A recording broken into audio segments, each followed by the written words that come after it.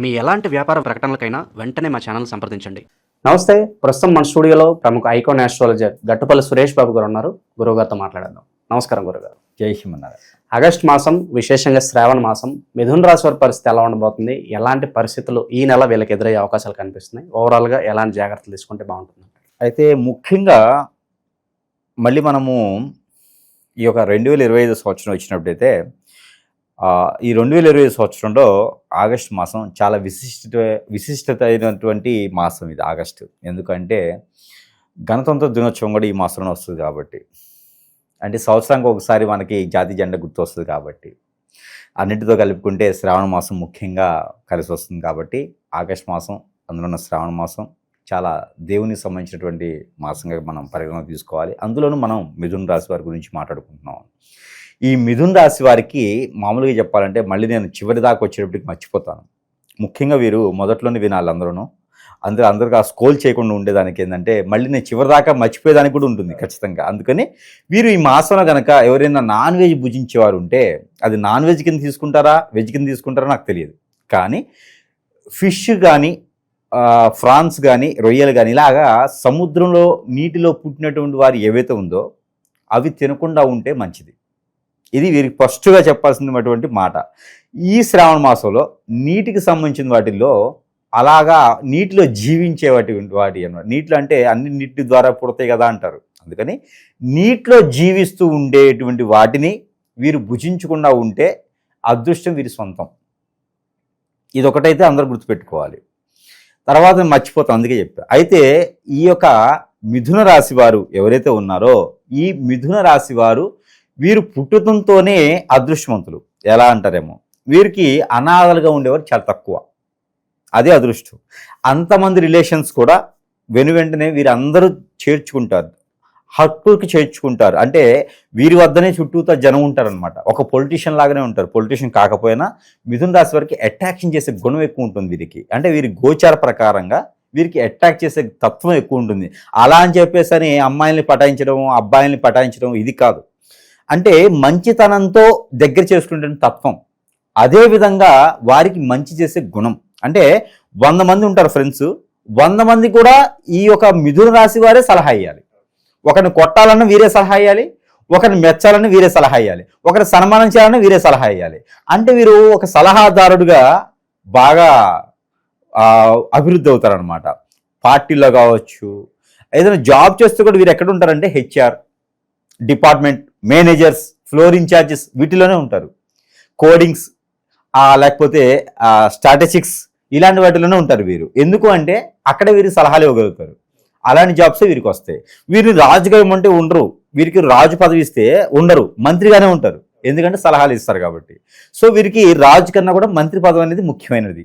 అయితే వీరికి స్వతహాగా ఇలాంటి తెలివితేటలు, ఇలాంటి అవలక్షణాలు, గుణాలు, అలానే వీరికి ఎదుటి వాళ్ళని సొంతం చేసుకునే తత్వం కూడా వీరికి ఉంటుంది కాబట్టి, అలాంటి చెడు కాదు మంచి తత్వం ఉంటుంది కాబట్టి ఈ యొక్క శ్రావణ మాసంలో మొట్టమొదటిగా చెప్పినటువంటి పరిహారం అదే. ఫస్ట్ టైం అనుకుంటా కదా మొట్టమొదటిసారి పరిహారం చేయడం, లేకపోతే వీరికి అందుకోసం ముందుగా చెప్పాను. అయితే ఈ శ్రావణ మాసంలో వీరికి అనూహ్యంగా కనిపిస్తుంది. అమ్మవారి యొక్క అనుగ్రహం చాలా ఎక్కువగా ఉంది వీరి మీద ఈసారి. ఎందుకంటే 12వ స్థానంలో వీరికి, స్వస్థానంలో వీరికి గురువుతో కూడిన శుక్రుడు ఉన్నారు. ఆ గురువుతో కూడిన శుక్రుడు ఉండడం, వీరికి 2వ స్థానంలో బుధుడు ఉండడం, 3వ స్థానంలో కేతు ఉండడం, 4వ స్థానంలో కుజుడు ఉండడం, అసలు అనూహ్యంగా వీరికి జాతకం ఎలా ఉందో అంటే, ఇక ఈ శ్రావణ మాసంలో పుట్టేటువంటి పిల్లలు ఎవరైతే ఉన్నారో వాళ్ళు గనక మిథున రాశిలో ఉన్నట్లయితే వారికి ఖచ్చితంగా కళత్ర దోషం, వారికి ఖచ్చితంగా కుజు దోషం అయితే లభిస్తుంది. స్త్రీ అయినా పురుషుడైనా పుట్టగానే 31 రోజు లోపున వారికి అలాంటి శాంతి హోమాలు, శాంతి పూజలు, నవగ్రహ శాంతి చేయించుకోవాలి. ఇలా చేయించడం ద్వారా వారికి కుజు దోషం అనేది కొంతమేర తగ్గుతుంది. లేదా వారి వయసు పెరిగే కొంది ఇబ్బందులు అనేది తప్పదు. అలా చేయించుకుంటే సరిపోతుంది. ఇకైతే ఆల్రెడీ పుట్టి జీవిస్తుండే వారికి ఏంటంటే ఈ శ్రావణ మాసంలో అదృష్టం ఏంటంటే ఈ యొక్క గ్రహస్థితి ప్రకారంగా ఈ యొక్క మిథున రాశి వారికి ఆర్థిక స్థితిగతులు అయితే మెరుగ్గా ఉన్నాయి. అయితే ఎందులో ఉన్నాయంటే, ఎవరైనా సరే కొత్తగా ఏదైనా వ్యాపారం, ఇండస్ట్రీ మొదలు పెట్టాలనుకుంటే ఖచ్చితంగా మొదలు పెట్టవచ్చు. ఎందుకంటే 2వ స్థానంలో బుధుడు ఉన్నాడు కాబట్టి అనూహ్యం వీరికి అదృష్టాన్ని ఇస్తారు. అలానే మోసపోయే తత్వం కూడా ఉంటుంది. ఏదైనా స్వయంగా వీరే ఉండాలి. ఎలాంటి రంగాల్లో బాగుంటుందంటే రియల్ ఎస్టేటు, బిల్డర్స్ గాను, వ్యాపారస్తులుగా, అపరాల వ్యాపారం, kirana shops, supermarkets, provision stores, ఇలాంటి వాటిల్లో అయితే వీరికి అనూహ్యంగా వ్యాపారం బాగా కలిసి వస్తుంది. మరొకటి ఏంటంటే కాఫీ షాప్స్లు, అలానే రెస్టారెంట్స్, హోటల్స్, ఇలాంటి వాటిలో కూడా వీరికి అనూహ్యమైనటువంటి పరిస్థితి దినదిన అభివృద్ధిలాగా కనిపిస్తుంది. శ్రావణ మాసాలు ఓపెన్ చేసుకున్న వారికి మాత్రమే ఈ అదృష్టం, తర్వాత మాసాలకి తర్వాతవే. ఈ శ్రావణ మాసం ఇలాంటి వ్యాపారాలు మొదలుపెట్టుకుంటే వీరికి అదృష్టం అనేది కలిసి వస్తుంది. ఇకపోతే అప్పు ఈ మాసంలో చేయకూడదు, అప్పు ఇవ్వకూడదు. దానం చేయొచ్చు కానీ అప్పు ఇవ్వకూడదు. అప్పు ఇస్తే రాదు, తగాదలు అవుతాయి, కొట్లాటలు అవుతాయి, గొడవలు అవుతాయి, శత్రువు అవుతాడు. అప్పు తీసుకుంటే కూడా అదే పరిస్థితి అవుతుంది, కట్టలేం సాయానికి. అందుకని ఇవ్వద్దు, తీసుకోవద్దు. ఈ ఒక మిథున రాశి వారికి వ్యాపారం ఓన్గా మొదలు పెట్టాలి, పార్ట్నర్షిప్ వ్యాపారాలు పనికిరావు. ఈ యొక్క పరిస్థితి చేసుకుంటే సరిపోతుంది. ఇకపోతే విదేశీయానం ఎవరైనా ప్రయత్నం చేసినట్టయితే ఈ యొక్క 15వ తారీఖు తర్వాత ప్రయత్నం చేస్తే అదృష్టం వీరికి కలిసి వస్తుంది. విదేశానికి ఎలాగైనా ప్రయత్నం చేసుకోవచ్చు. చదువుకున్న వారైనా, జాబ్ చేయడానికైనా, జాబుల వెసులుబాటు అయినా చేయొచ్చు. జాబుల వెసులుబాటు ఉంటూనే స్వస్థానం జాబు వెసులుబాటు కావాలంటే ఈ మాసం వరకు కూడా, ఈ శ్రావణ మాసంలో వెసులుబాటు అయితే కనపట్లేదు కాబట్టి ఉన్న జాబ్ అయితే ఊడదు, అది చేసుకుంటూ వెళ్ళిపోవచ్చు. రానున్నటువంటి 40 రోజులు దాకా కూడా జాబుల వెసులుబాటు అయితే కనిపించట్లా. ఎక్కడైనా ప్రమోషన్స్ వస్తాయని ఆశ తప్పితే ఇంకొక 40 రోజుల పాటు అయితే ప్రమోషన్స్ లేవు. అది సెప్టెంబర్, అక్టోబర్లో ఉన్నాయి తప్పితే ఆగస్టులో అయితే కనపడట్లేదు. ఇకపోతే వీరికి ఆర్థిక స్థితిగతి, ఈ యొక్క ఆర్థిక స్థితిగతి ఈ మాసం అయితే కొంచెమేర బాగుంటుంది అని చెప్పొచ్చు. ఏదైనా వ్యాపారంలో వీరికి దినదిన అభివృద్ధి అయ్యేలా ఉంటుంది. అలానే వీరికి అన్ఎక్స్పెక్టెడ్గా తెలియకుండా వచ్చేటువంటి ధనం కూడా బాగా కనిపిస్తూ ఉంది. అంటే 10 రూపాయలు పెట్టుబడి పెడితే ఏదైనా ఆన్లైన్ బిజినెస్, బెట్టింగ్లు కాదు, షేర్స్ కానివ్వండి, మ్యూచువల్స్ కానివ్వండి, ఇలాంటి ఏదైనా మార్కెటింగ్ రంగాల్లో పెట్టినట్టయితే కనుక 10 రూపాయలకి 100 రూపాయలు వచ్చేటువంటి అవకాశాలు మెండుకు కనిపిస్తున్నాయి. అప్పు తెచ్చి పెట్టొద్దు, సొంత డబ్బులదే పెట్టి వ్యాపారం చేస్తే సరిపోతుంది. అందుకని రబ్బీ లాంటి గేమ్స్ అయితే ఆడకూడదు, దానివల్ల నష్టపోయే తత్వం ఎక్కువ కనిపిస్తుంది. ఇకపోతే పెళ్లిళ్ళ విషయం, శుభకార్యాల్లో పాల్గొనేదానికి ఉంది. ఆ శుభకార్యాల్లో ఏదో ఒక స్త్రీనో పురుషుడో కలిసేసి వారితో జీవితకాలం ఏలు పట్టుకొని వెళ్ళేటట్టుగా కనిపిస్తుంది. అంటే అక్కడికక్కడే కలిసి మా అమ్మాయిని ఇచ్చేస్తామని పెళ్లి చేసుకోండి, మా అబ్బాయి ఉన్నాడు పెళ్లిని ఇస్తారా అనేటువంటి పరిస్థితి ఏర్పడి ఆ ఎవరో పెళ్లికి వెళ్ళి వీళ్ళు మాట్లాడుకొని వీళ్ళు సంబంధాలు కూర్చుకుంటూ అదృష్టం ఉంది. కాబట్టి పెళ్లికి పిలవకపోయినా వెళ్ళండి. ఎక్కడైనా పెళ్లి కనిపిస్తే వెళ్ళి కూర్చుంటే ఆడ మీ అబ్బాయికో మీ అమ్మాయికో ఖచ్చితంగా మంచి జరుగుతుంది, మీకైనా మంచి జరిగేటువంటి అదృష్టం ఉంటుంది. కాబట్టి ఖచ్చితంగా అలాంటి శుభకార్యాలు అయితే వెళ్ళకుండా ఉండకండి, ఖచ్చితంగా వెళ్ళండి. వెళ్తేనే మీకు మంచి జరిగేలా ఉంటుంది. అయితే ఎంత పేదోడైనా సరే ఈ మాసంలో ఎందుకు అనిపిస్తోంది, సిల్వర్ కానీ గోల్డ్ కానీ కొంటారు. అది ఎలా జరుగుతుందో తెలియదు కానీ కొంటారు, ఏదో ఒక విధంగా కొంటారు. ఆ అదృష్టం అయితే వీరికి ఉంది. ఎప్పటి నుంచో ఏదో చూస్తున్నారు, 1 గ్రామ్ బంగారం లేదు, 1 గ్రామ్ వెండి కొనలేకపోతున్నానని వారికి ఆ అదృష్టం తీరిపోతుంది ఈ నెలలో. కానీ ఈ యొక్క రాశి వారు ఎవరైతే ఉన్నారో ఆ అదృష్టాన్ని కూడా పరీక్షించుకోవాలి. ప్రయత్నపూర్వకంగా మాత్రమే అవుతుంది. వీడి డబ్బు ఉండదు కానీ ఎలాగలా కొనేస్తారు, సొంత డబ్బులతోనే కొంటారు కానీ ఎలా కొంటారో తెలియదు కానీ కొంటారు. అయితే అది కూడా అదృష్టాన్ని పరీక్షించుకోవాలి. అలాగా చూసినట్లయితే అన్ని రకాల రంగాల వారికి ఈ మాసంలో వీరికి అదృష్టంగానే ఉంటుందని చెప్పొచ్చు మిథున రాశి వారికి. అయితే ఇంకా రంగాలన్నింటిలో ముందుకు రావాలి అనుకుంటే కనుక చిన్న చిన్న పరిహారాలు చేసుకుంటే సరిపోతుంది. అయితే కనుక ఈ మిథున రాశి వారు చేసుకోవాల్సిన పరిహారాలు ఏంటంటే కనుక ఏదైనా విష్ణుమూర్తి ఆలయంలో కానీ ఏదైనా శివాలయంలో కానీ అటుకుల నైవేద్యం పెట్టాలి. అటుకులు ఎట్లా చేయాలంటే కాచిన పాలల్లో పంచదార వేయకూడదు, బెల్లం వేయాలి లేదా తేనె వేసి కాచి చల్లార్చిన పాలలో తేనె వేసి అటుకులు ఉంటే మనకి పేపర్ అటుకులు అంటారు. కృష్ణుడికి తీసుకెళ్తాడు, ఎవరు కుచేలుడు కృష్ణుడికి తీసుకెళ్తాడు అటుకులని. ఆ అటుకుల్ని ఆ పాలలో నానబెట్టి, బెల్లం కానీ తేనె కానీ వేసిన పాలల్లో అటుకులు నానబెట్టి, అది విష్ణు స్వరూపుడైనటువంటి వెంకటేశ్వర స్వామి కావచ్చు, విష్ణు ఆలయం అంటే ప్రతి దగ్గర ఎన్నో ఉన్నాయి, కృష్ణాలయం ఉంటుంది, రామాలయం ఉంటుంది. ఇలాంటి ఆలయాలు కనుక నైవేద్యం పెట్టాలి. గురువారం లేదా శుక్రవారం ఎన్ని వారాలైనా పెట్టవచ్చు. ఈ శ్రావణ మాసం మొత్తం కూడా ఈ నైవేద్యం వారికి అష్ట ఐశ్వర్య ప్రాప్తి కలుగుతుంది. కాబట్టి ఈ నైవేద్యాన్ని వెంటనే పెట్టేయాలి, ఎక్కడ కూడా విడనాడదు. అందుకని ఆ నైవేద్యాన్ని వీరు స్వీకరించవచ్చు ప్రసాద రూపంగా, ఎవరికైనా కూడా సమర్పించుకోవచ్చు. ఆ ప్రసాదం తిన్న ప్రతి ఒక్కరికి అష్టైశ్వర్య ప్రాప్తి కలుగుతుంది, రాశితో సంబంధం లేదు. ఈ యొక్క పరిహారం చేసుకుంటే వీరికి అదృష్టం వస్తుంది. దాంతోపాటు ఈ ఒక నైవేద్య ప్రసాదం అనేది మామూలు విషయం కాదు, అన్ని రకాల దోషాలు పోతాయి. ఈ నైవేద్య ప్రసాదం కూడా ఏ గురువు చెప్పడు, ఎందుకంటే అది లక్షల రూపాయలతో కూడింది కాబట్టి. అందుకని వాళ్ళ దగ్గరికి రారు కాబట్టి వాళ్ళ దగ్గరికి వచ్చినా అదే చెప్తారు, ఫీజు తీసుకుని చెప్పాలి. ఇప్పుడు నేను కూడా ఫీజు తీసుకుని చెప్పాలన్నమాట అందరికీ. అయితే తొందరపడి చెప్పేశా, ఈ పరిహారం అయితే ఖచ్చితంగా అందరూ రాసుకోవాలి, చేసుకోవాలి. దీని తర్వాత చెరుకు రసం, సీజన్ వైజ్గా చెరుకు రసం దొరకదేమో, ఒకవేళ దొరికినోడికి అదృష్టం, ఒకవేళ దొరకకపోతే బెల్లం పాకం, ఈ రెండింటి ఏదైనా సరే బెల్లాన్ని తీసుకొచ్చి నీళ్ళలో వేసి పాకం చేయాలి, పానకం లాగా కాగపెట్టి పాకం చేయాలి. ఆ బెల్లం పాకంలో సరిపడ పన్నీరు, సరిపడ కుంకుమ పువ్వు ఒక చిటికెడు, అలానే పాలు, పచ్చిపాలు కలపవచ్చు. ఈ పాలు, ఆవు అయితే శ్రేష్టం, ఆవు దొరకలేదు అంటే గేదెవైనా సరే, ఈ పాలు ఇవి కలిపి నవగ్రహాలకి లేదా నవధాన్యాలకి నాగపడిగలకి ఈ నాగపడిగలకి గనక అభిషేకం చేయించినట్లయితే ఇక వారికి అదృష్టం అనేది ఇక అది దరిద్రం బట్టినట్టే పడుతుంది.